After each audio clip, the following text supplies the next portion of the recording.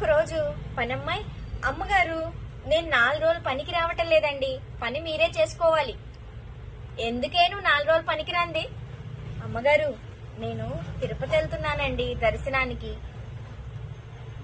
అవునా, సరేనే, ఇదిగో ఈ 101 రూపాయి తీసుకొని వెళ్ళి హుండీలో వేయి నా పేరుతో అని చెప్పిందంట.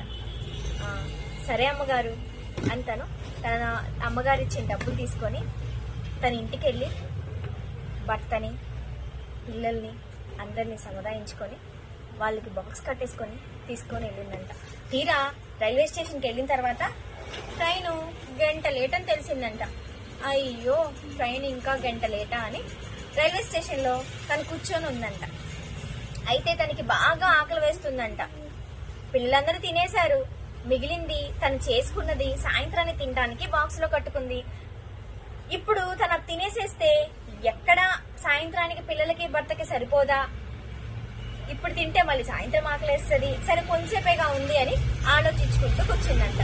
ఈలోపు ఒక అడుక్కుని ఆయన వచ్చి, అమ్మగారు ఆకలేస్తుందమ్మా, అన్నం పెట్టించిందమ్మా అని అడిగాడంట.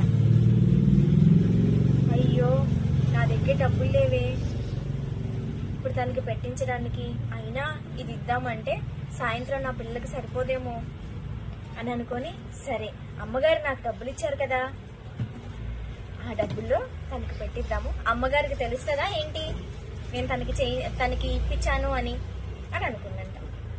అనుకొని వెంటనే తనకి భోజనం పార్సిల్ కట్టించుకొచ్చి ఇచ్చిందంట. ఇచ్చిన తర్వాత అమ్మో ఒకవేళ అమ్మగారు నేను వేయలేదు అని తెలిస్తే నన్ను ఊరుకోరేమో కదా, అమ్మగారు ఏమంటారో మరి, అమ్మో అమ్మగారికి నేను అబద్ధం చెప్పానని తెలుస్తుందేమో అని ఫీల్ అవుతుందంట. అని ఫీల్ అయ్యిందంట. ఆ ట్రైన్ వచ్చిందంట, తను ట్రైన్ ఎక్కేసిందంట, తను వెళ్ళిపోతూ ఉందంట. అయితే ఈవిడ ఎవరైతే తనకి 100 రూపాయలు ఇచ్చారో ఆ యజమాని మధ్యాహ్నం పడుకొని నిద్రపోతుందంట.